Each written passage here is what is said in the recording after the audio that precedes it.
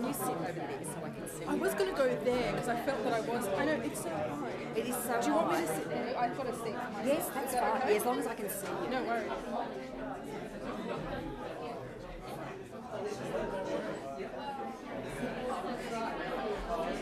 Ooh, what have I done to it?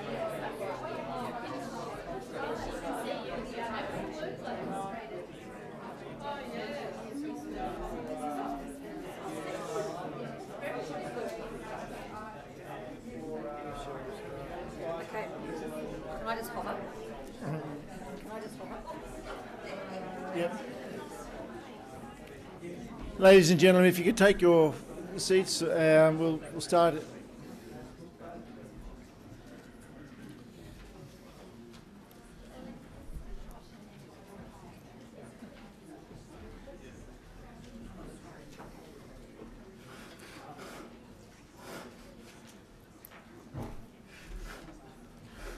This session is titled Heritage and Change. It'll deal with how our built environment has changed and some of the background and information about our built environment.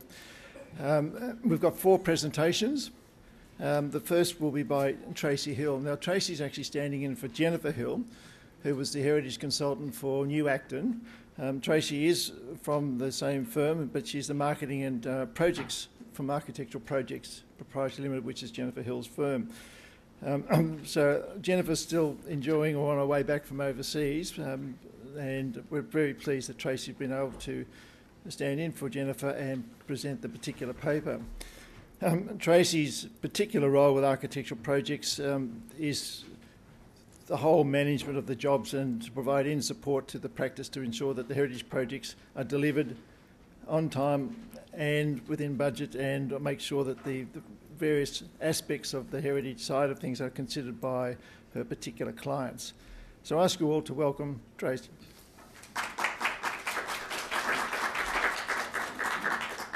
Thank you very much, Ian. Phoenix Rising, New Acton Heritage to be Reborn. This article was published at the time of the Acton fire in 2011. How prophetic. As Ian said, I'm making this presentation today on behalf of Jennifer, and she has been actively involved as the heritage consultant to the Molonglo Group since 2004, with the first iteration of the transformation of the central block at New Acton, and then again after the fire in 2011. We all know the saying, where there's smoke, there's fire. And on the 23rd of June 2011, a fire gutted the central block of the Acton, which I'm sure certainly the residents of Canberra present today would recall with some clarity. There were genuine fears that Canberra would lose a true heritage gem. We can see here the damage and devastation that was done to the roof, and like the whole top level was lost. But luckily, of the 5,500 square metres of the total building area, the damage was limited to just a few hundred square metres. And the damage was to the confined to the non-masonry part of the central block. New work undertaken instigated another layer of transformations to the 85-year-old building. The transformation was concerned with the multiplicity and meaning of the layers that coexist in the history of the Hotel Acton. And what an interesting history it is. We can't help but note the unusual nature of early Canberra development, where the Commonwealth planned almost all of the urban accommodation in the absence of private enterprise. The Hotel Acton was a typical example of federal capital architecture, following the design principles used by the Commonwealth architect J.S. Murdoch in the construction of 5 hotels and 5 hostels, which included the Hotel Canberra, now known as the Hyatt, and the Hotel Currajong. These were all built to accommodate public servants, visitors and tourists in Canberra's early days. So when did the Hotel Acton open, and in time for what event? The Hotel Acton was opened on the 5th of May 1927, in expectation of arriving VIPs for opening of the Parliament House on the 9th of May, just 4 days later. And Brenda showed us a great shot in his presentation, which I wasn't aware of that event actually happening. However, within 3 years, coinciding with the Depression, the Hotel Acton closed in 1930. Over the next 5 decades, it became home to many government departments, including the ACT Supreme Court, Canberra University College, the Patent Office, the ACT Police, the Australian Institute of Aboriginal Studies, and many more. The slide here, we can see the team at the Patents Office on the front steps. I think we can all see that they were definitely forerunners in advocating equal opportunity rights for women. If you look at the porch and portico behind the gentleman there, that's the original. This one was taken in the 40s or prior to 1940. But in the 60s, that porch design had been changed. And this was the actual photograph that the heritage team used to re-establish and take this porch back to its original design when the new Acton work was done between 2004 and 2008. So we see the importance of this historical record and the photographs that we have, you know, as Esther was showing us earlier in her presentation as well. So the great importance that these photographs have, and you know, this was the only surviving photograph of that actual porch, so it was very important. Interestingly, after World War II, from 1946 onwards, when accommodation was scarce, the hotel became a hostel, housing 176 guests or more until its closure in 1976. During those years, it was home to a variety of characters.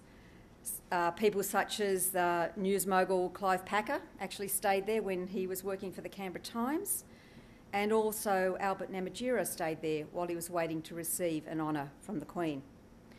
And I think I was really fascinated to see this photograph. I thought everybody would like to see this. I think it's a good example of the hostel accommodation of the day, in a style of which many of us may remember from our childhoods. And here's another photograph. I'm not quite sure when this one was taken, but it shows us the lounge area, and you can see the dining room behind, and we can see the large deck, the height and the volume and proportions of the space, and we can see the relationships between the two areas, and the decorative mouldings on the ceilings. And these were all key design features that have been reinstated in the transformations. Once buildings have reached a period of decline, as was the case, as we can see here in 2001, any intervention can be seen in a positive light, even when the impact of these interventions may undermine their purpose, that is, to protect the intrinsic qualities of the building that created its special importance. As Italian architect and historian Tafuri said, there is a common desire, perhaps unconscious, that the body be as sick as possible to make intervention necessary. And we can see here the interior of the building is looking quite sick, quite unwell, and definitely in need of some intervention. So just staying with what the building was like in 2001 before the first refurbishment, this is the outside. You could those of you that have been there today could still recognise this shot, but we can see that there's a lot of red brick infills, and these interfered with the important relationships between the interior space and the exterior space to the courtyard. And here we can see the verandas that had been enclosed to meet the needs of various tenancies, and again to the detriment of the relationship between the interior and exterior spaces.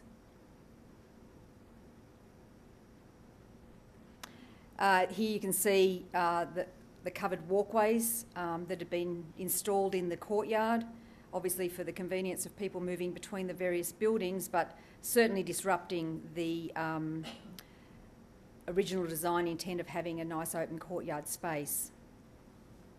And it's also, you can see the garden's in, well, there's not much of a garden really, it's in quite a state of decline. So history shows us that a building's constant adaptation to new uses can be as life-saving as its continuity of use. Of course, the history of a building's own transformation, as well as the requirements of its owners, are highly influential on the degree and visibility of the intervention that will ultimately occur.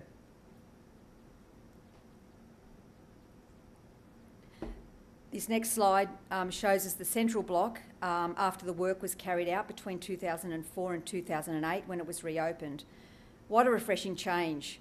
The walkways have been opened up, the courtyard's been totally revitalised, and you can see that the original fabric, design and roof line of the upper level have been conserved.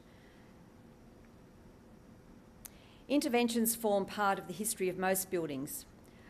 Where interventions occur because a building has experienced a period of decline, there is often only one opportunity to provide the building with an appropriate response or risk a transformation that renders the building unrecognisable.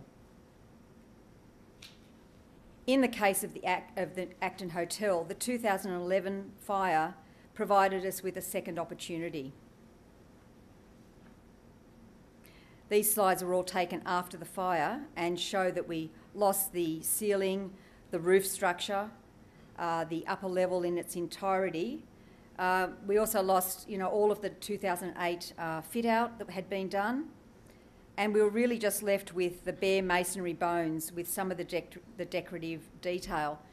If you look in above the doorway there, you can see those bottles that are sitting up on that shelf, or whatever you'd call it.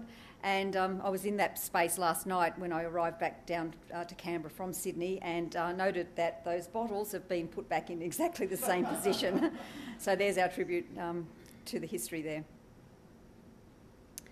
So clearly new interventions at this stage were required. The rigour applied to the broad assessment of the heritage goal has resulted in solutions which were unexpected. These exist beyond the straightforward categories of restored objects. Coexistence of historical layers or the contrast of new and old that inform many contemporary interventions.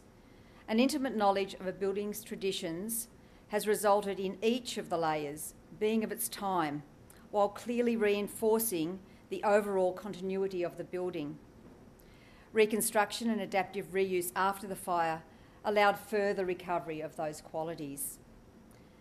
Sometimes it's necessary to demolish and remove layers to recover the powerful identity that existed at a particular time, or present the layers in a cohesive way.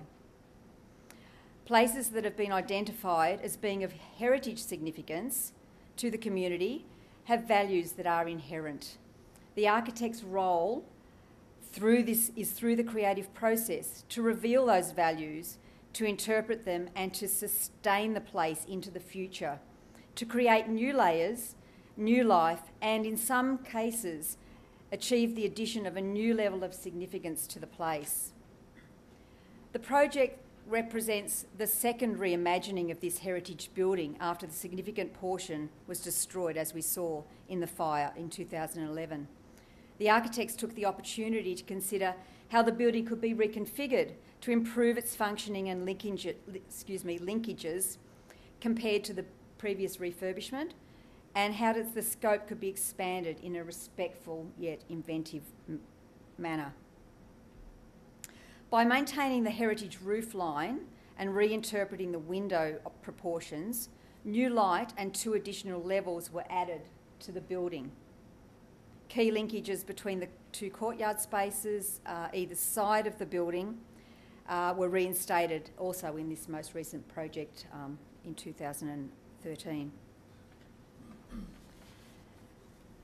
These facilitate visibility and access between the buildings, further contributing to the site-wide pedestrian system.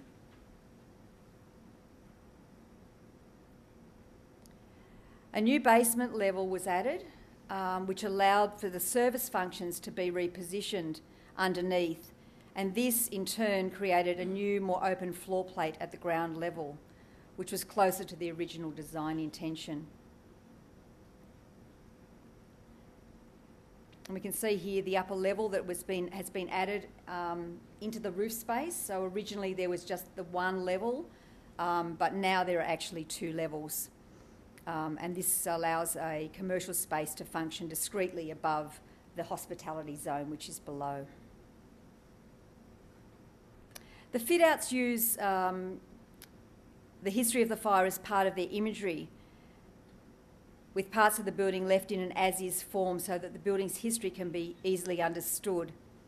New materials and elements within the building are clearly visible, but have a rough-hewn, handmade appearance that sits well in the historical remains and the burnt walls of the interior. And that is actually the burn marks that you can see there that have been left on the walls. When I first saw it, I wondered whether it was an artwork of some description, and I guess that's the beauty of this, telling the story of the fire, and it's been integrated into the fabric of the building. These are the new stairs that have been added, and they're a contemporary stair, not a period reproduction, but they're a well-designed contemporary addition which respect and enhance the significance of the building.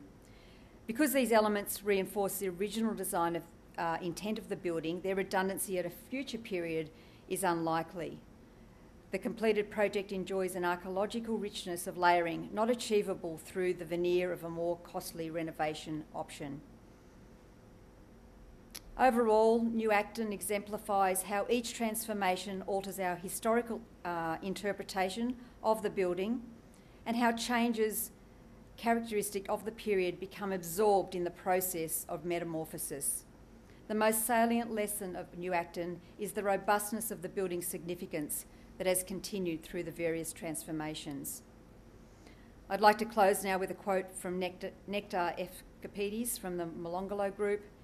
He said, "It illustrates the vitality of the historic process and the importance of appropriate change in sustaining the viability of heritage structures. Our intent and what we have been able to maintain is to faithfully preserve heritage buildings to their former glory. We have done that. We felt it was the right thing to do so people can understand the language of the entire building from the original 1927 context." Thank you very much.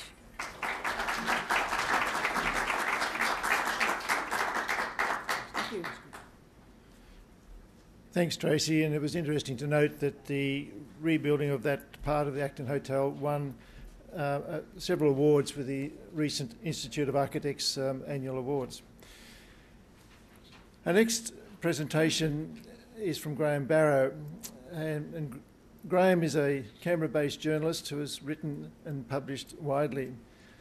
His discussion today will be on a particular individual that has contributed to our built environment, and not many people, I think, really realise that the extent that he has. His topic is Alberto Suarez, God's Architect. I ask you all to welcome Graham.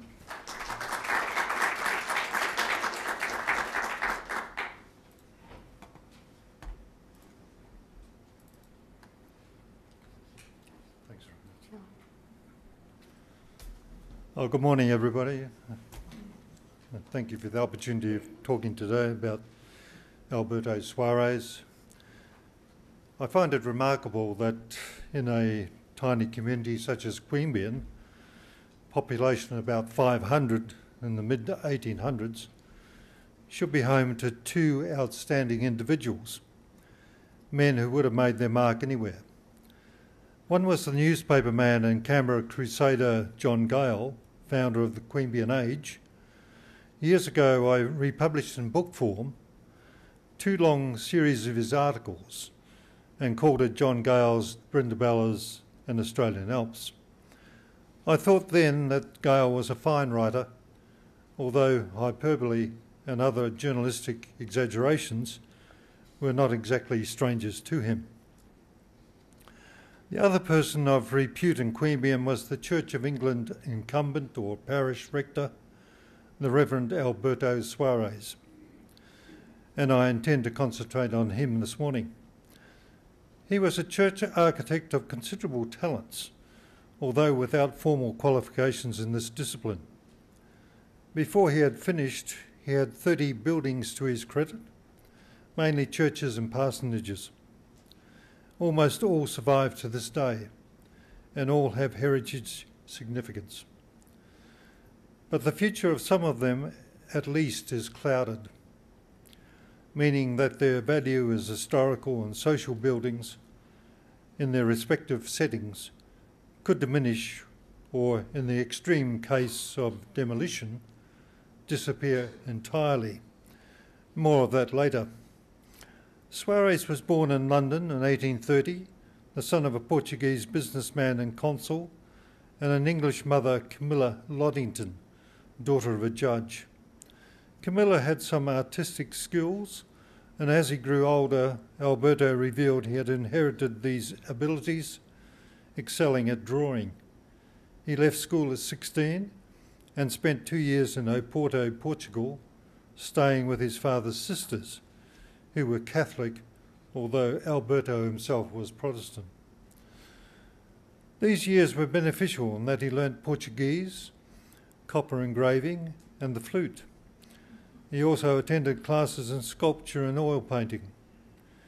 His artwork included a book of Oporto scenes, and he observed and sketched buildings in other Portuguese towns. Back in England, engineering attracted him, and he began a course at the Putney College of Civil Engineers. He produced a lithograph of this college and other works of art, including a church watercolour. A burgeoning interest in church architecture teamed nicely with his engineering studies and his enthusiasm for sketching buildings. Alberto spent time in France before returning to England and completing arrangements to migrate to Australia, where the discovery of gold excited him. I don't think he saw himself as a gold digger. Rather, he hoped or believed that his skills and interests would enable him to obtain employment, especially as he may have thought that mineral wealth would lead to large-scale infrastructure developments in the Australian colonies. One of his brothers, Walter, accompanied Alberto on the voyage, while another brother, Emmanuel, was already living in Sydney. The two travellers found lodgings with him after their ship reached Sydney on the 22nd of October 1852. Because of time limits today, I don't want to spend much time on Alberto's life in New South Wales before he came to Queanbeyan, except to say that his ambitions in regard to employment were thwarted, and he even found himself in the lowly position of tutoring children for some months. He had always been devout, and it is of no surprise that his thoughts turned to life as a clergyman. He studied theology, and before even being ordained, was appointed to positions at the southern outposts of Collector and Gunning. In 1857, Alberto was both married and ordained, and appointed rector of Queanbeyan, the parish including Bungendore and the Molonglo district, an enormous area. He found that in Queanbeyan he had inherited a very roughly built church, consecrated in 1845, and he quickly saw the need to replace this structure, making a cardboard model of the new building to his own design. This model can be seen at Christchurch to this day. The church took a while to come about, not being opened until October 1860 and consecrated a year later. Meanwhile, his zeal saw him design a schoolhouse in Bungendore, completed in 1859-60, and a brick addition to the church school in Queanbeyan. In 1865, he departed from church building to design Hibernia Lodge, a two-storey private residence in Queanbeyan still standing. Alberto was lucky in a sense in that his enthusiasm for church building was matched by that of his bishop, Messick Thomas, who in 1864 appointed him honorary diocesan architect. Bishop Thomas had a lifelong interest in church buildings, and having an enthusiastic architect at his disposal must have seemed like a gift from God. I won't mention all the buildings Alberto designed, except to say that apart from those mentioned, They included churches at Bungadore, Gunning, Maringo, Burra, Cooma, Baloko, Kawula, Adelong, Wombat, Tumbarumba and West Goulburn. He designed the Anglican Rectory in Canberra that later became known as Glebe House, a building wantonly destroyed by the Commonwealth to make way for the capital's development. Further afield, he designed a church at Balranald and another at Wentworth in the Riverina, together with a parsonage. Bishop Thomas wanted him to spend a year in Wentworth, supervising the building of this church, but funds were not forthcoming. His replacement actually threw himself into the task so vigorously that he became known as the Reverend Mixer of Mortar. Alberto was dominational in that he designed a church in Queanbeyan for the Presbyterians, a charitable and you would think even a Christian action.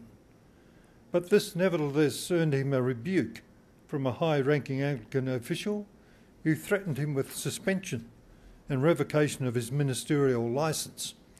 Luckily, Alberto ignored him and nothing happened. He remained in Queanbeyan for some 20 years before becoming canon at the Goulburn Cathedral in January 1877. He retired in 1897 and lived in Sydney until his death in 1909 in his 79th year. What sort of man was he? A historian described him as enthusiastic in his Latin temperament, pugnacious when thwarted. Another wrote that Alberto was a man of great vigour and vitality, with gifts of leadership and inspiration, who believed in reaching out to all sections of the community, to the poor as well as the rich. His architectural work was in addition to his parish duties, ensuring that the parish was well organised, writing his sermons, marrying, baptising and burying. He was active in the general community and enthusiastic and persuasive in his pursuit of funds for his various causes and in urging more people to attend church and submit themselves to his God. And of course he had a family to care for, he and his wife having 5 children, although two died in infancy.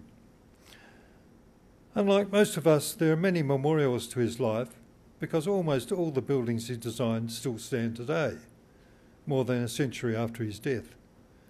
But only just a few have a plaque or notice board acknowledging his work. The style of his architecture has been described variously by architects and historians, and although in looking at them as a layperson, it's easy to spot similarities. An obvious one is the use of stone or rubble for walls, the materials coming from local quarries or maybe gathered from paddocks. There are familiar pitched roofs and towers, and steeples are common. Lancet windows of varying widths and depths are frequently there. Alberto used timber extensively inside his creations, and truss ceilings in darkened wood are an attractive and common feature. Pews were sometimes fashioned from cedar, while lecterns and reading desks, also of timber, were often donated, usually as memorials. Donated also were numerous stained glass windows, beautiful to look at, with their vivid blue, red and yellow colours. Tablets and plaques are frequent in their presence, and honour rolls salute parishioners who died or served in World War I. Oddly enough, although I visited all of his buildings, I found very few memorials in the context of modern conflicts. Many of his churches cost huge sums to build or furnish. Subscriptions from parishioners raised a lot of money, even small amounts, and in some cases rich landowners chipped in with what even today were large amounts. An example was St Thomas's Church at Kawula, where a member of the gentry donated the huge sum of £1,000 or more than $140,000 today. While so many of Alberto's buildings survive, it is alarming that in future many may not continue to do so, or at least continue as churches and parsonages. in many places the problem is dwindling congregations. And worse still in this context, they usually consist of the elderly. Raising funds for upkeep and other purposes is an unending struggle. An example of a soirees church fading away is at Balranald, where the congregation is usually 5 persons, all of them old. The decline in the number of Australians calling themselves Christian has been acute. In the 1901 census, 96% of respondents identified as Christian, and around half of all adults were regular churchgoers.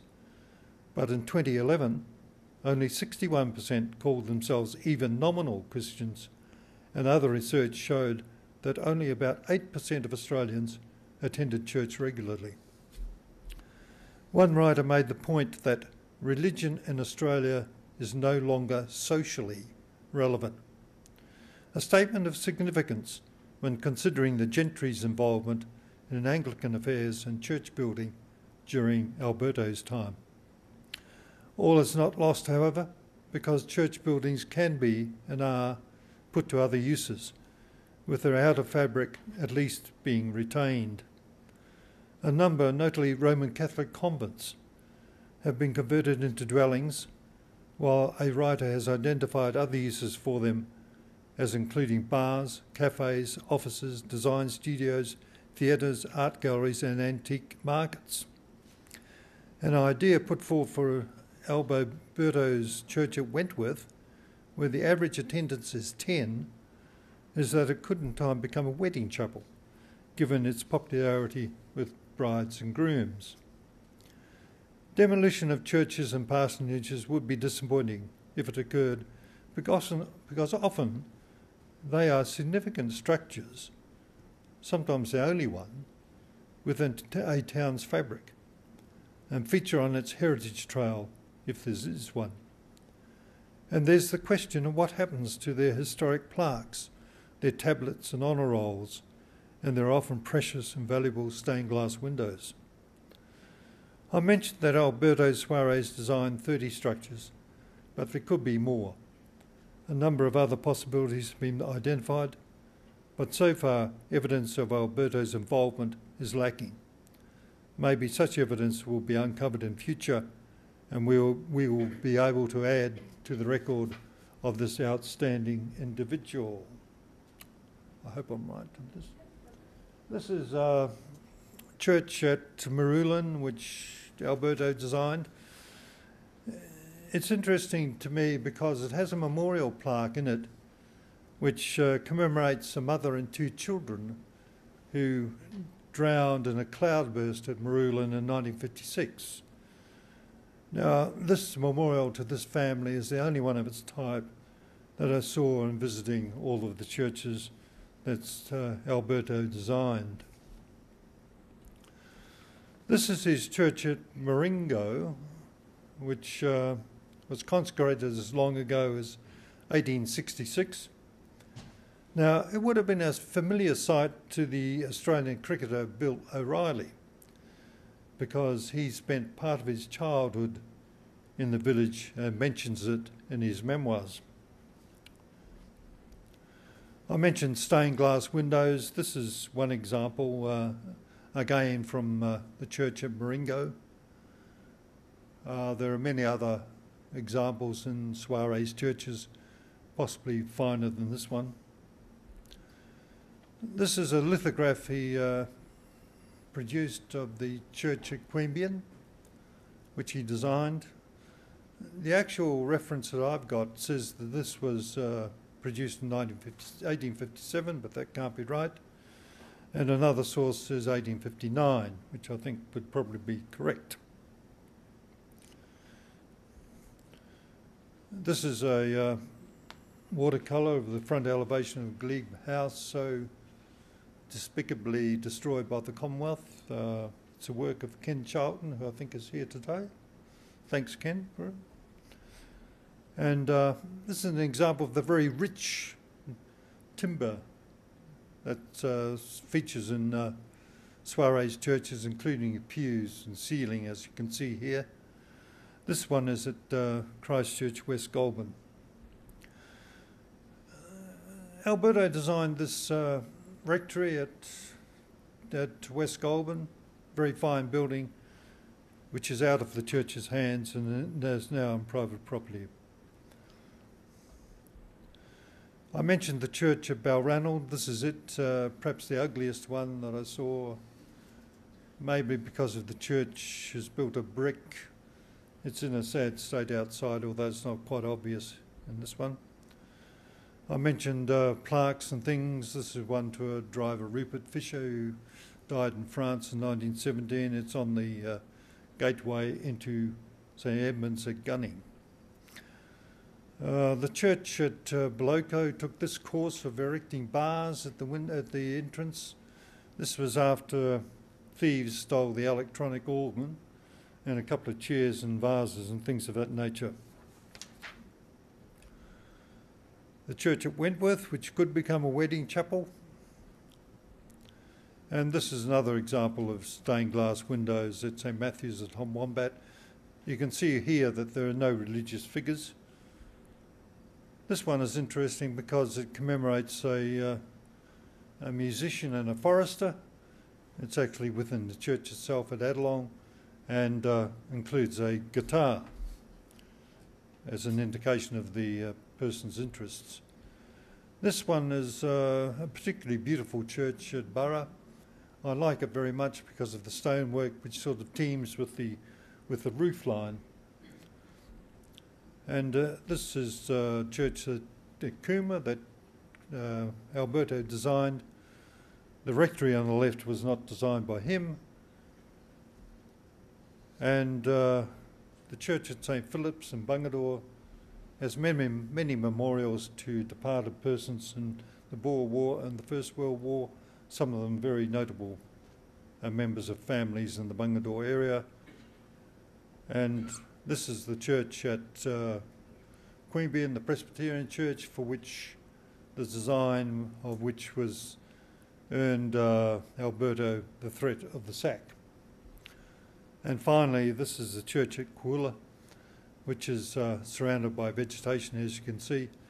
It's interesting that it has a graveyard at the back in which many of the landowners who contributed to this particular church are spending eternity. Thank you very much.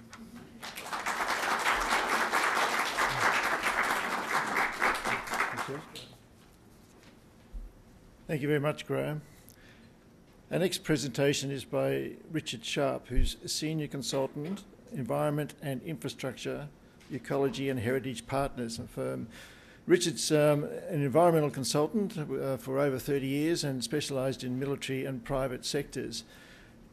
Richard will be talking today about a really interesting aspect, protecting heritage during construction. I ask you all to welcome Richard.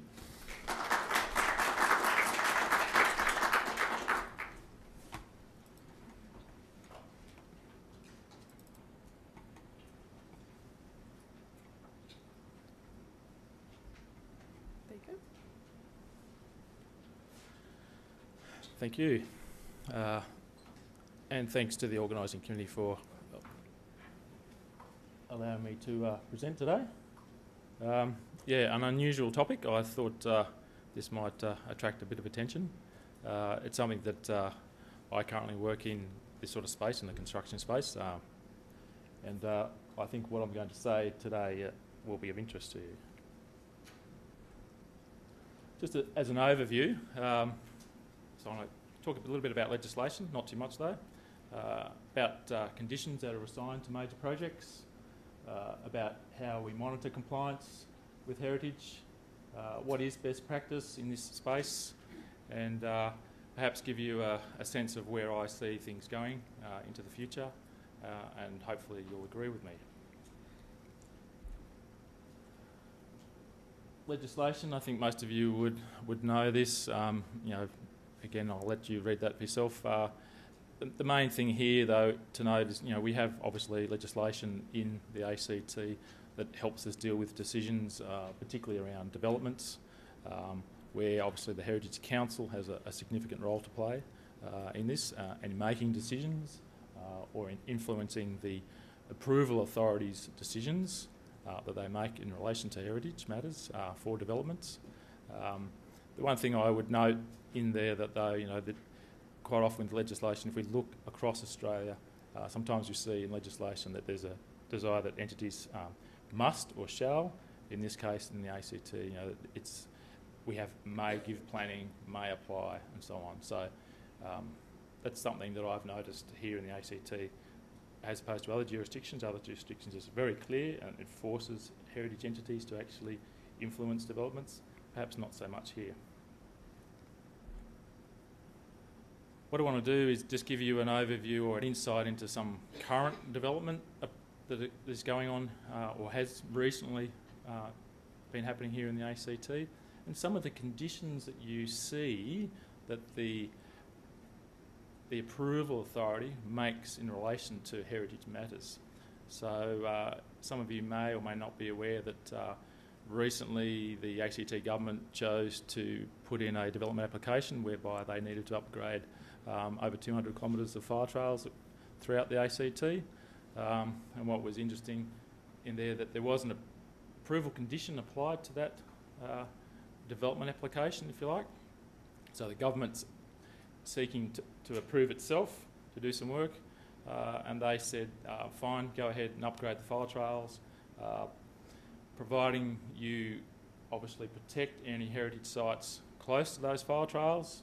But if the information on the maps that you use is less than 3 months old, you need to conduct a new search. Now, when I saw this, I thought from a consultant's perspective, hey, there might be some work here. But another thing that worried me, and I've worked within the ACT Park Service, for example, as a ranger, so my background is quite diverse, is I was thinking, crikey, are they actually going to do this? Or are they just going to go out and maintain the 200-kilometre trails? And no one monitors this. Another recent approval was a gas main extension for the AFP training complex out at Mildura. Interestingly there, and some of you might be aware of this because you might be involved in these sort of projects. The approval authority in this case said there needed to be a qualified heritage consultant to deliver the site induction training of the construction personnel. They also indicated that the heritage sites need to be marked on the construction maps. Great, an obvious one, but it's a condition. And they need to ensure that there was what they called in this instance the chance fine protocol, and it needed to be implemented. I think most of you would be aware of that. Obviously, there are protocols in place in the construction sector where you might come across something, you have to stop work and follow due process. So they were 3 interesting conditions on a recent project out at Mildura. More examples are Mugga landfill. For those of you in the ACT, you know that most of our putrid waste, if you like, gets buried at Mugga. They're expanding Mugga into stage 5, I think it is now. Although I do recall many years ago the ACT government was only going to take it to stage 3, so we're still getting there. The conditions that they imposed under this development application was the CMP had to be prepared for salvage of heritage items, and also, again, what they call an unanticipated discovery protocol had to be prepared. They didn't say it had to be implemented, but they said it had to be prepared. So again, an interesting set of conditions. Another project or another development application that's been through due process here in the ACT recently was the relocation of a 132 kV power line out towards Belconnen, sort of Belconnen-Molonglo Valley area. Only one condition there, and again it was for a management plan to be endorsed prior to commencement of work. Now obviously that management plan would have certain mitigation measures or conditions attached to it, so I would assume that they would have to be implemented. But already you can see with these are all recent development applications that have gone through Planning and Land Authority, all very different conditions. So one of the things that I've noticed is there's perhaps a little bit of inconsistency. Obviously it relates to the nature of the project that's occurring out there, and we have a lot of development going on out there, but there's a bit of variation. So that hence, for me, there seems to be a little bit of inconsistency. On top of that, for me, it's how do we know that these are being enforced? How do we know that they're being implemented? Who's monitoring this? Recent approval exemptions. In the ACT under legislation, you know, and I'm only dealing really with government or major projects here. I'm not really dealing with the private sector type projects, although some of these have a private sector component. But in the ACT under the legislation, an entity, whether it's government or not, can also seek to have an exemption from an approval because they have in place certain arrangements, a certain design, certain whatevers. In this case, there was an exemption given recently to the University of Canberra's public hospital in the context of they obviously didn't then have to go down and produce an environmental impact statement or go into any great detail, have a lot of the public interaction, if you like, as part of that development application process, provided that, again, a management plan was put together that identified the heritage impacts and the mitigation that needed to occur. One would assume that would be implemented, of course, but not sure. Another one there is the EPIC facility that's on just going north out of towards Sydney, the low-cost tourist accommodation complex there, the campground in other words. They were exempted from, if you like, more detailed assessment of that development on the basis that they had a management plan prepared for a particular site that obviously occurred there. It's an Aboriginal site, and again, they put in place an unanticipated discovery protocol. If we look at a current project here in Canberra, our just indication, hands up those people who have actually looked at the environmental impact assessment documentation for the Capital Metro Light Rail. Hand up, nice, 1, 2, 3, so there's a few of us. If you're interested in this project, that documentation's out there. I had a look at it the other day, out of curiosity, when I was preparing this. And obviously everything's pending the Capital Metro Light Rail Stage 1 element, but they already in the documentation, it was clear that they're committing themselves to putting the construction compounds in certain places so they can minimise excavation and minimise impacts. So obviously that's a good thing for a $300+ million project. That all the contractors that work on that project, if and when it starts, are going to be receive some sort of induction, as you do when you work on a construction site, where you're told about the safety issues and everything else. Well, in this case, they also have to be told about the heritage issues on site. So that's good. And they're also committing to recording any heritage items that are affected. So I interpret that by meaning that if they have to take out something, that's fine, they're going to take it out, or they're going to take a photo before they take it out, or demolish it or whatever. So again, you might say that's acceptable, but you might not. But interesting enough, that's all they're committing themselves to in the documentation, from what I can see. So, where do we go from here? I work on construction projects at the moment on sort of a daily, weekly basis. And one of the things is, this applies really across Australia, most supervision on construction projects is done by engineering consultants. Sometimes done by government agencies, and within those government agencies you will have engineers, but a lot of time it's outsourced to some sort of engineering consultant who oversees, make sure that the contractor, the builder, is building it in accordance with the approved construction drawings. And it's up to that consultant to ensure that certain things happen. So they undertake the site surveillance. They usually review and monitor the environmental management plans. Environmental management plans, I mean, the construction environmental management plan, which has within a heritage management plan, it might have an Aboriginal management plan in terms of managing those issues. The engineering consultants advise the contractors on non-compliance, so here we have engineers, and this happens right now. Engineers are supervising, if you like, or are monitoring whether there's any non-compliance against a heritage matter. Usually the engineering consultants will notify the principal, that is the proponent, the developer. If it's a major project, it will quite often be a government agency, so it's up to the consultant to inform the government agency, whoops, we've got an issue in relation to this, a heritage item or a heritage aspect on this site. It's up to the engineer to ensure that the contractors are adhering to training requirements, so again, making sure that they're getting inducted. And for preparing reports for the principal or the developer, the proponent, and to carry out site audits. So, you know, in the ACT and across Australia, I might add, we're relying on engineering consultants, not heritage consultants or people with heritage qualifications or experience to actually supervise what's going on. Now, some of you who might work in this space indirectly obviously have some influence. You might yourselves work with the engineering consultant because you've been involved in the design. You actually might work with the contractor as their advisor.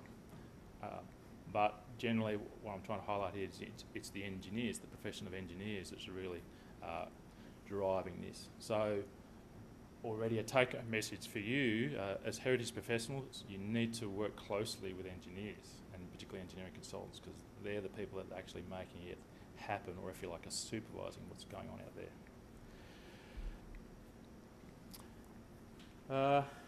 I just want to move quickly now to environmental management plans. So in the ACT or for any construction site, you generally will need a construction environmental management plan.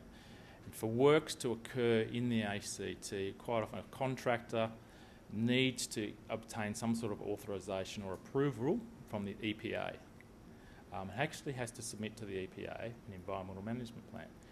And those environmental management plans can be what I call the 5-star blue chip plans, which tend to be measured on weight. So they're about 3 kilos, or they're about 500 pages, you know, massive documents put together by a consultant or a group of consultants. Or you'll have other EMPs which are done by the contractor, who usually gets the receptionist to put it together. They're about 2 pages. Somewhere in that sort of spectrum, heritage usually is there, and it might be that they just got to stop work and keep an eye out if they know what they're looking for, or they've got pages and pages and pages of stuff they have to deal with. It's something as heritage professionals I've noticed for many years, having worked and lived here in the ACT and surrounds, is that we as heritage professionals aren't getting more involved in these environmental management plans. We need to make sure that there's a heritage element in these things. As these projects are being approved, the EPA doesn't employ many people with heritage backgrounds, so they're relying in some cases perhaps on the Heritage Council, or they're just looking at themselves and saying, yeah, this sounds right, approved, and then the contractor goes ahead and builds. Currently hit in the ACT, in the guidelines that we have, and there's a reference to them, it doesn't actually make mention of heritage. And why? Because environment protection authorities across Australia, including here in the ACT, their interest and their focus is on air, water, soil, noise. So, again, another take-home message for you. If you want to actually do something that makes a difference here in the ACT, you've got to engage with the EPA and push and push and push. And let's see heritage picked up in some of these documentations that allowing or facilitating these developments to be built. And whether it's a multi-storey apartment, whether it's a new subdivision, whether it's a piece of government infrastructure, a road, you know, there's an opportunity there.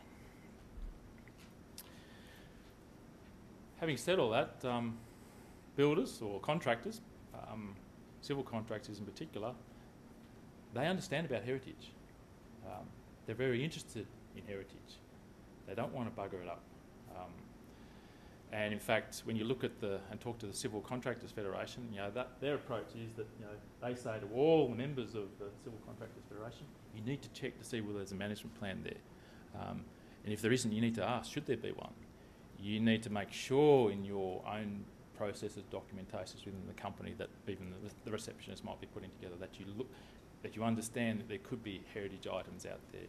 You need to stop work. You need to tell someone and don't interfere. Why? Because obviously there's a legislative aspect, because you'll be fined, you'll be penalised, but it's also a good thing to do. So the industry actually recognises it's important. New South Wales, my opinion, New South Wales probably has the best approach across Australia, and why they have the best approach is because they quite often will require that independent monitoring of compliance. And they do that particularly for major projects, where they actually state quite often in an approval condition, so this is coming from the Department of Planning, that major infrastructure project has to be monitored by a person who's qualified and experienced. You usually say environmental professional, but that also can mean heritage professional, and that they, the authority, will endorse. So they want to see the name and details, the CV of that person, to have some comfort that they have the qualifications and experience. So one of the thoughts that I've always had is that, well, why couldn't we do this in the ACT? Why couldn't perhaps the Heritage Council, through the process where they inform or advise the planning authority that maybe we need professionals that the planning authority must be happy with to be independent, but also just monitor compliance with heritage matters. But in doing so, be independent of design, construction, operations. In other words, we don't have someone who's from the designing firm that did it. We don't have someone who's from the contractor, but actually independent. So we saw a bit of that on that AFP, the Australian Federal Police example, where the previous one I put up on the screen. It's sort of, we seem to be thinking about it. In New South Wales, it's a pretty standard process. So they're the sort of things that I'd like to see in the future. I don't know whether you agree with me or not, but I think if we could move in that direction where perhaps the council, or maybe us as individuals, when the development application is out there in the public domain, we actually make a comment and say, well, why isn't there, or shouldn't there be an independent person that just monitors the oversight of that, because that particular road or that particular building or that particular subdivision is in an area there's a lot of heritage places, there's a lot of heritage items, and we're concerned. Okay, I'll leave it there. Thank you.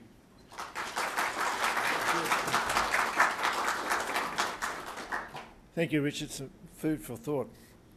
Our final presentation of this session is by Rachel Jackson, who's a senior associate and manager of the Canberra office of Godden Mackay Logan. Rachel's a heritage specialist with over 15 years' experience in both private practice and the Commonwealth Government. And Rachel's talking today about sustainability. What does it mean for the practice of heritage conservation? And sustainability and energy conservation is obviously something which affects us all, and heritage buildings are part of that process. I ask you all to welcome Rachel.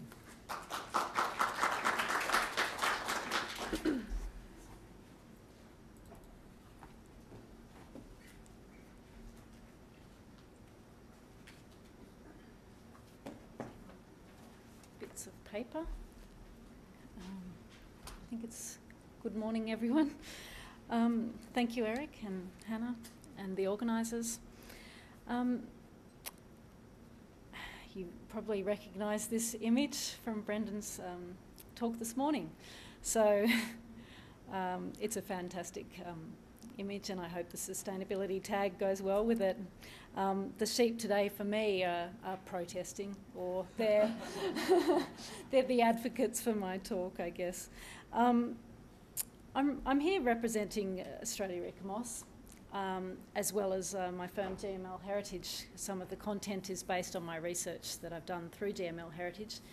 But I'm also for the National Scientific Committee for Energy and Sustainability. I'm a co-convener of that group. I'm also a member of the International ECOMOS Scientific Committee for Energy and Sustainability. And my talk is about, as Eric has mentioned, is about the fact that there should be a stronger connection between the practices of cultural heritage conservation and sustainable development. I pose that there is a lack of acceptance or discussion in Australia that heritage conservation applied to heritage places, landscapes and buildings equals sustainable practice. Now, I know that this discussion is not new at all, yet we struggle with our good practice approach being adopted and understood more widely in Australia, and it's interesting following on from Richard's talk before, because I think it's an important part of that as well, and a good approach to environmental sustainability. Our work goes hand in hand with sustainability, environmental, economic and social benefits for today and tomorrow. 15 years in practice, it's probably 20 years since I studied my Master's in Heritage Conservation, and one of my textbooks, which everyone would know, it is architectural, from the Appley, Irving and Reynolds. They posed that as early as the 1960s, that this discussion had commenced. And I'll just read a very quick passage, the often reckless and insensitive drive to sweep away existing buildings and develop at all costs generated an inevitable reaction in the late 70s and early 80s, a reaction that was intensified by grave worries about the huge amounts of non-renewable fossil fuels being consumed by the industrial nations of the world. And the cultural, aesthetic and monetary value of the enormous stock of existing buildings began to be appreciated, and concerns were expressed for the quality of the built environment in general. It goes on about restoration, repair, adaptive reuse. Another textbook, it's quite old too, I think published in the 80s, New Uses for Old Buildings. It was sort of at the wave of recycle, reuse. Have we forgotten all of this, I wonder? Oops. Whoops. I'd use a left-hand mouse normally. So my homage to Old Parliament House, I'm sure you'd like that, Edwina and others. My sheep have turned into people and cars. That's Canberra. So to set the scene, I'll read a definition that is fitting for this presentation. Everything we need for our survival and well-being depends, either directly or indirectly, on our natural environment. Sustainability creates and maintains conditions under which humans and nature can exist in productive harmony, but that permit fulfilling the social, economic and other requirements of present and future generations. So a little bit about the role of ICOMOS and their push for sustainability in our world. So the ISC, which I mentioned before is the International Scientific Committee for Energy and Sustainability, slight mouthful, was developed primarily by ICOMOS Ireland. Peter Cox from Ireland is the president. And of course Australia is very much behind any and most of the ISCs as part of ICOMOS. But there's also support for that committee from France, Germany, Italy, Belgium, Greece, Sweden, UK, Norway, USA, Pakistan and China. You can see that there's an emphasis on the Europeans. So my talk is a little bit about how Australians are trying to influence a change sort of globally as well. And it's not very well represented, ICOMOS, by Asian countries and Southern Hemisphere nations. So please consider that too, being a member and being an international advocate for our differences in climates and sustainability approaches. So the three members of the ISC from Australia are Peter Phillips, who was recently elected as Vice President for one of the Vice Presidents of ICOMOS International. Helen Wilson, she's a heritage architect from Sydney, and she's also the ISC for Energy and Sustainability Secretary, and me. So we really do like to get in there. And I have to say that Peter Phillips is also the Vice President of the ISC, so I don't know, we just take on a little bit too much sometimes, I think, too. But it's important there are Australians on the committee because of the age-old approach to the European style of heritage conservation. And by this I mean at the very beginning of the ISC, or even before it had been formally adopted, the Australian group, the three of us, who were an informal working group, were providing a lot of support to Icamos Island in their push to get the ISC recognised and adopted in Paris. And Peter Phillips developed the statutes as well for the ISC. But our first success was the name change from the then proposed ISC so that it had a broader sustainability approach, because we're probably getting a little bit sick of the European building-centric model, and I guess pushing the idea that it's more about more than just the embodied energy in heritage buildings. Before it was energy efficient, the name was energy efficiency in historic buildings, and I think that was far too narrow. So we pushed that, and that was changed pretty quickly before it was formally adopted in Paris in 2011. So just again a little bit of background on what an NSC is.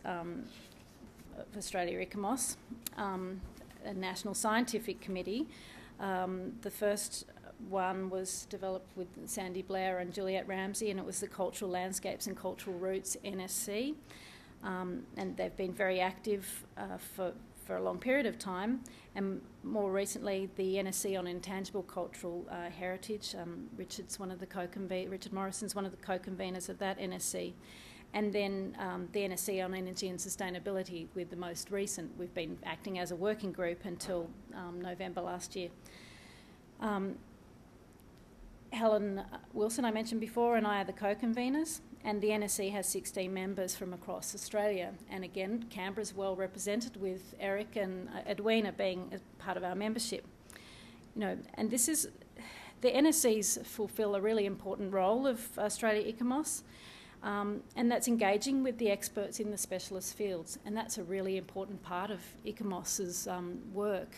Rather than just being a member, we're actively trying to do things and influence change and in the practice that we're involved in, and really pushing us forward. So Australians are really at the forefront of that. Not many other countries have NSCs. Ireland does. They have quite a few, but Australia, we're building on ours now. So if there's an area of interest you specialise in, please consider what you might be able to do. And it's especially important for emerging, this is my ad for Icamos, sorry, for emerging professionals. And I often say young professionals, but anyone interested in the field and who wants to be active and sort of bring their academic theory into the real-life practice of it.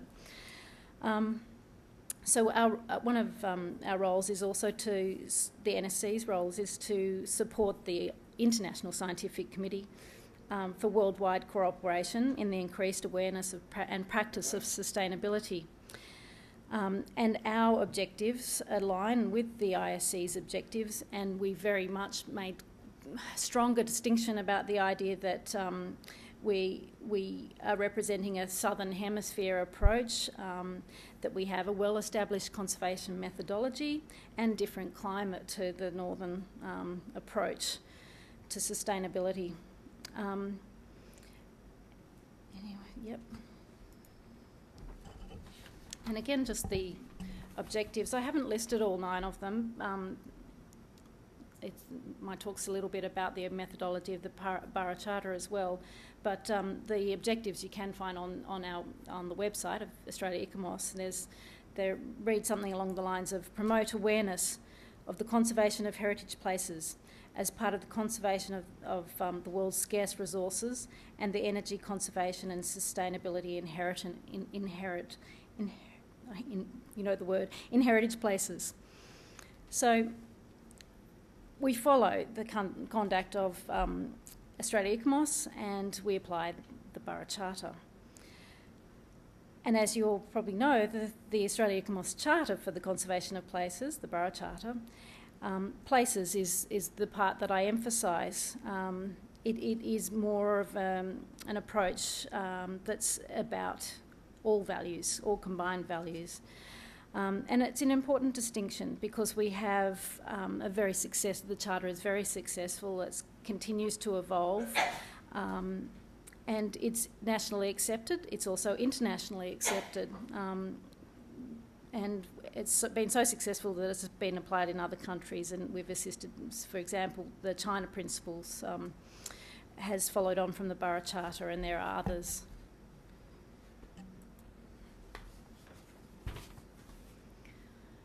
So, again, another look at sustainable development and what it means and how it's defined. A frequently quoted definition is from Our Common Future, also known as the Brundtland Report, and the definition that's quoted often states, sustainable development is development that meets the needs of the present without compromising the ability of future generations to meet their own needs. I guess my point is that using this approach is that there is a strong argument to be made about the inherent values in continuing to use heritage places and maintain them. The notion of cultural heritage values as an inheritance, passing on these values to the next generation, is part of a sustainable future and aligns with the principles of the Borough Charter, so we can't go wrong. The complete evaluation of environmental and social benefits weigh in to a holistic discussion about conserving places and our cultural heritage. And just more to an example, again, from my work in analysing a sort of built heritage focus to this, and there's many images of the ANU here. So in the current push for environmental sustainability, there's been a preoccupation with new buildings and their energy efficiency. It's promoted as an essential operational and performance-based requirement, often applying to a narrow field of new buildings. So I've used the ANU as an example, but the same message could apply to other institutions. The Acton campus has over 200 buildings, and this is the outline of it. Only 20 or so of these buildings are heritage listed, and 40 or so are identified with heritage value, and they haven't been listed, but that's beside the point, really. The fact is they have identified heritage values. And the other part about this is that it's a cultural landscape, and that's often forgotten when the ANU has made decisions about building new buildings. So the new structures at the ANU have been developed with environmental sustainability requirements in mind, reaching a high energy rating and, of course, meeting the university's requirement for world-class research facilities, and of course that's what they do need, and they're fit for purpose. This is an ongoing trend, and that's since the inauguration of the university from the 1940s, building new buildings, mainly through the 60s, have happened with gusto. And I'd say, how comfortable do you all feel in this energy-efficient building? Probably some of you are very hot and some are very cold. That's what I experience in this building. So did we get it right? And with the operational fit for purpose tag of environmental sustainability of these buildings, and like so many other universities, they're preoccupied with demolishing the buildings, old buildings, to make way for these environmentally sound buildings. Sometimes the kudos of a 6-star rating is attached to it, so it sounds ironic, I sound cynical. We should be looking at the reuse of existing buildings, that's my point, in the first place. It makes both economic and environmental sense, and perfect sense to a heritage consultant. Older buildings have already expended a great deal of embodied energy in the materials, construction and lifetime, and in the operation of the building too, which should be part of the energy calculation to measure environmental sustainability. Demolition leads to a huge carbon footprint in itself, and it wastes the embodied energy. And again, that's the message that we've been trying to hammer for a long, long time. Oh, whoops, actually, back previous. Whoops. So no matter how energy efficient a new building is, the CSIRO research has demonstrated that the demolition of an existing building and the production of a new building will typically require significant amounts of energy and generate corresponding amounts of carbon dioxide. more than the amount required to adapt an existing building. The CSIRO study reported that 95% of embodied energy that would otherwise go to waste can be saved by the reuse of building materials. You may have heard this message many times, but it's not just about heritage listed buildings either. Reusing or retrofitting existing buildings, respecting the embodied energy and the contribution of fabric and materials to the life cycle of a structure needs greater recognition at institutions. We've been doing it well for some buildings. There was an example before, New Acton. But there are obvious benefits in adaptive reuse across big campuses and not just the heritage listed buildings, which people seem to think that's the only important thing about those places. There's many contributions to the landscape and the context. Anyway, back to the idea of the landscape and the holistic approach of protecting places. Landscapes are incredibly important. Might go over a little bit, is that okay? Are incredibly important to our cultural natural heritage, whether Indigenous or otherwise. The landscape provides the basis for our economic existence. It has always been a social, environmental and economic commodity exploited for our survival.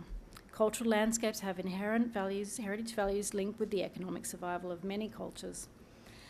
And the experts in the area of landscape ecology say that many of the social and environmental problems faced by industrial societies, including economic exploitation, environmental degradation, biodiversity loss and climate change, require an integrated approach to assessment and management.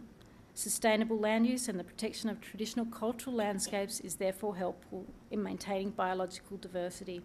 And I would also say that that's exactly what we as practitioners in heritage conservation are trying to achieve as well. Sustainability might be just a part of our discussion of the use of language and how heritage practitioners promote these benefits. I don't think we do enough of it.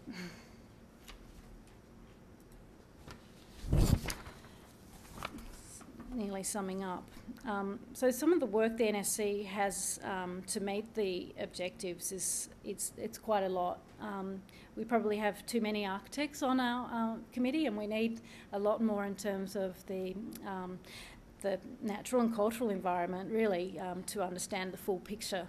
So what we're doing at the moment, and we've been very active catching up with the other NSCs, who, particularly the cultural landscapes and routes, is to prepare the technical notes and practice notes for people to follow, easy and simple, to understand this language that we're trying to promote, and also to influence the way we practice and policy changes that need to go into the legislation about this.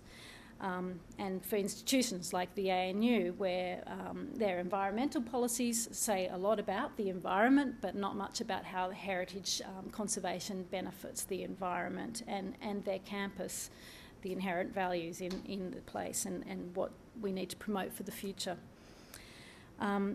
A bibliography of resources and publications that are around on this. There are a lot of them.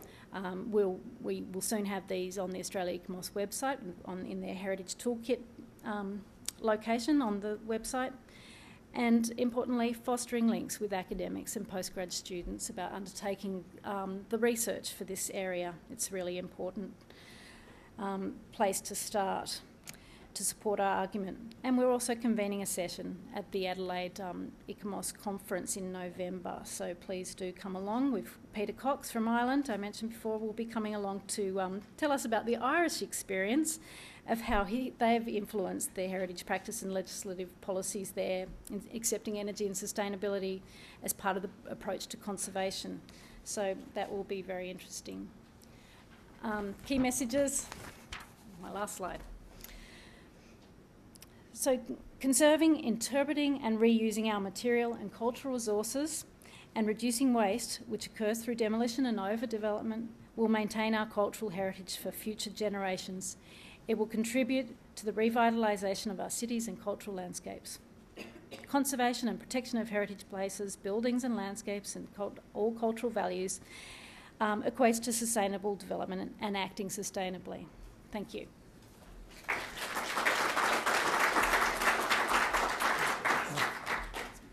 Thanks very much, Rachel. Now ask the four presenters to come forward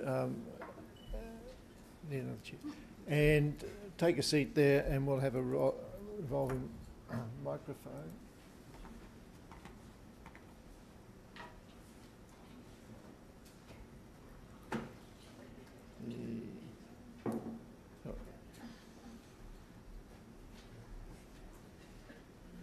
Do you know how to operate this?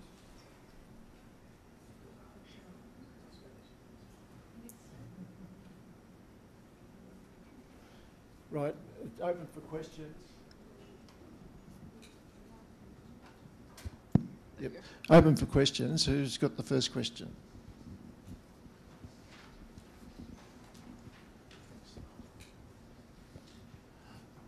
Thank you to you all. I have a question for Richard and then Rachel. Oh, Richard first. Yeah. Look, thanks for that. You've hit a nail on the head with your presentation. So just a general comment.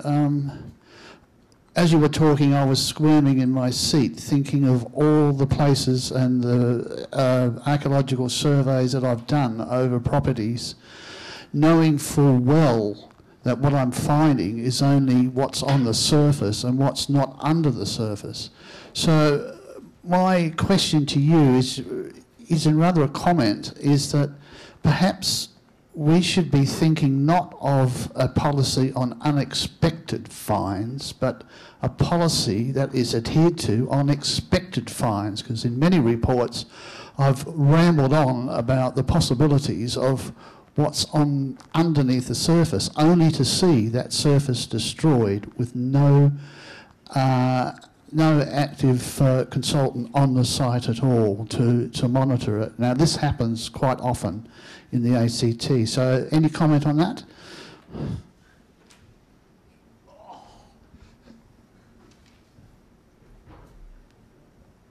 It's a very good question. And my comment would be, I suppose I've got the luxury, I've got heritage qualifications as well as law, engineering and natural resources, so multi-skilled.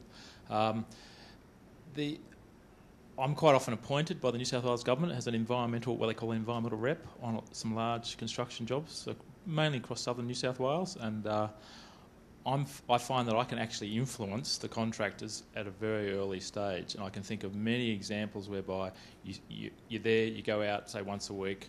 Proponents are paying for my presence, I might add, so the government said, you've got to have someone like this, so they've got to pay for my presence. I'm out there, standing next to the excavator driver, and I can talk to the excavator driver, and quite often I've seen that they've dug something up. They wouldn't have known what it was. You just say, stop. They're more than happy to stop. They just got to know what it is they're looking at. So I find that it is happening. The construction sector, the industry wants to do the right thing, really, and they're quite fascinated. I've had excavator operators, plant operators, they come out of the machine, what is this? Tell me the history of it all. And I'm not qualified in some cases to even do that, but there is a need for this, and there is a need for us to change some of this and move away from the surface, think about the subsurface. I've been working on a lot of the wind farm projects around the region, and again, what we are starting to see is that the operators come in and we're having a second, if you like, pre-clearance survey done. So up until now we always do the walk over and look for any surface things. Well, now you're finding, particularly in other jurisdictions, not here in the ACT, one of the conditions that are being implied is there has to be some sort of subsurface investigation at certain points, albeit random, before the construction can commence. And it's in what they call the pre-construction period. And that's when there's actual machines on site. And so the costs for that are also reduced as well. So there's things happening in other jurisdictions. It's not happening here. And I suppose I'd implore you to start having a look at what the other jurisdictions are doing, both the planning authorities and the construction management documents that are out there. There's some really interesting stuff. And look, at the end of the day, a lot of these documents in the public domain. You can just grab the text and say, that's a great idea, let's put it on this project. And I'm interested to see what they do with Capital Metro. I think there's some really interesting things there that if they want this to be, if the government really wants this to be a real outstanding project to follow outstanding processes, it might be that the Capital Metro, in my mind, could be the very first time we actually start to see some of this thing come in. And I can see that already because the government's just announced yesterday that they're now going to seek, I think it's a group of independent certifiers to oversee the Capital Metro project. So, long answer.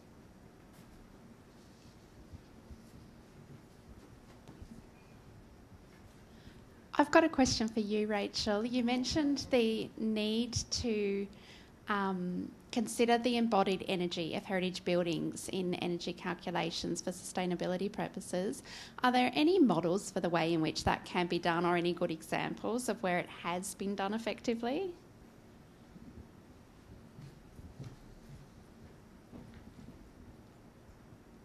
There are European models.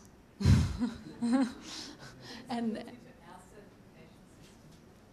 no, that's what we're working on. It's very complex, and in a sort of thesis I proposed for the ANU was that here's a perfect place to get whichever research school you want to get, the climate change research school, whoever, they could be developing it and using this as a test case, but they say, oh, we don't do that. Anyway. To add to that, there actually has been some particular projects looked at in Australia. I went to a presentation a few years ago in respect to a Melbourne firm that actually looked at a project for it. It's not mainstream. It was done as a, if you like, an academic exercise, but the skills are here to do it, but it hasn't been implemented. And that's true. There's been research done at the at RMIT, but it's based on residential houses, not on residences and historic residences in time periods, not on commercial buildings or any other buildings. So it's very difficult to, I think we have to look at it as a case-by-case basis too. But we, in the meantime, until we can't just wait for them, we just have to practice good heritage practice, which is about conserving as much as possible.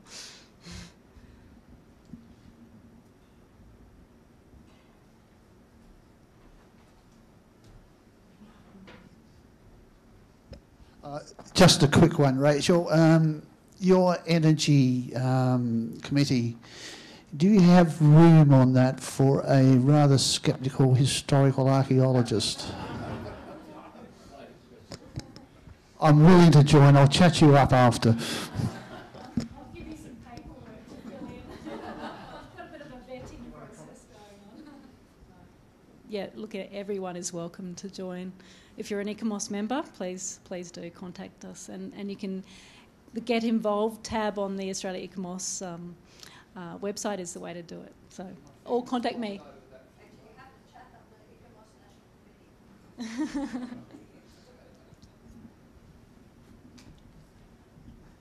A comment and then a question. Just a comment to Richard.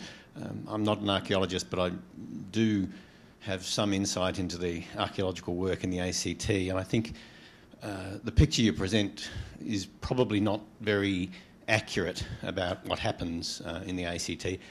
The number of reports of development applications, development processes requiring test pitting, for example, in the ACT that I have seen is quite large. So I think there's a more subtle, more complex picture about the way in which the archaeological resource is dealt with through the development process. Not perfect, I'm sure, but a lot more nuanced than perhaps you've captured. But the question to Rachel was, are there other jurisdictions which use financial tools to make demolition more expensive because of the energy implications and thereby encourage refurbishment rather than demolition? Well, you probably know the answer to that. No. No, I have not focused on any I haven't looked in the economic models, but of course CSIRO have posed that there are benefits economically in that paper that I mentioned. So I don't have any examples other than that. I think that it's often, and still very often, in the functional design brief written by an architect just brushes over these things very, very quickly and in a cursory way, which says, oh, you might need to look at the costs, the benefit for rebuilding over the retention of an existing building, but no one actually then goes out and gets that. Well, this is very generalisation from my experience. When I read into those things, I don't know what the financial model is or if anyone's doing it. I know it's been written about a lot in the past, but it's not been at the forefront at the moment. Perhaps a research area for one of those students.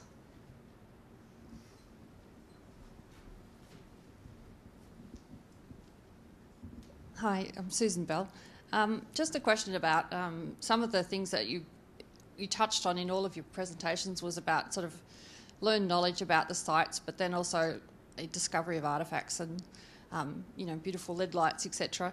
How do you think that we could better manage all the artefacts that we uncover in this process, and also the information, because a lot of that's information that you get at that point of time is hard to then transmit to the community. The artefacts often, they're cherished initially but often disappear or not well labelled. How do we really make that place a special place after the process that you guys have gone through for development or research, and really just to improve the community's valuing of those places? Who would like to respond to that one? I'll probably just give a bit about from the construction point of view. There's a lot of civil contractors out there, and a lot of them are interested in the past, believe it or not, and a lot of them want to cherish the past. And I've seen projects now across Australia where contractors have actually put their own money in after they've uncovered something to ensure that it had some treatment for conservation, or they've found something and thought, well, that's useful, and they've used that as a selling point because they wanted to win the next job and the next job and the next job. So my message here is that the construction sector is very interested and will put money into some of these things if you want to preserve or protect or that particular artefact or item that you've discovered. In some cases, they're very interested to actually showcase it or display it in their own office. I've been into some construction firms where I'm sure, I can think of one near Goulburn. Their very first bulldozer that this firm bought, which must be one of the first bulldozers ever brought into Australia, is in their office. And they must have spent, I don't know how much money preserving this piece of kit. And it's there, and it looks magnificent. But there you go. Because we're dealing with firms here that lots of money, they're making lots of money, and they're quite prepared to do it. I don't think I have a direct response to that question, except to say that when I was in Adelaide recently, I was quite struck by the number of churches in the city of churches that have been converted into other uses. And it was obvious to me that the people who are making the conversions have been very conscious of the historical heritage value of these particular buildings, especially from the outside. It didn't get inside. And I would hope that that's a sort of an attitude which is prevailing in many places, although I don't have too much evidence of it. So far as Alberto Suarez is concerned, most of his buildings, as I said in that talk, still exist. And although one or two have been put to other uses, but it's a bit of a shame that one or two or three have been demolished. And there's no real record left of them except a photographic historical type text record. It's interesting, I thought from another angle that when I've been researching Suarez, I I found out that there are histories are being written about Bungendore Anglican Church and also about the Queanbeyan Anglican Church, sort of coinciding with what I was doing on Suarez. And it was interesting to me that both of these churches were designed by him, and that 3 different writers were attacking the subject from different angles. Thank you. Look, well, we'll close here. It's 12:30. I know that there's some further questions that I ask you to actually deal with that during the break or later in the day when there's a general forum. Lunch is waiting for us upstairs. I ask you all to thank the 4 presenters today.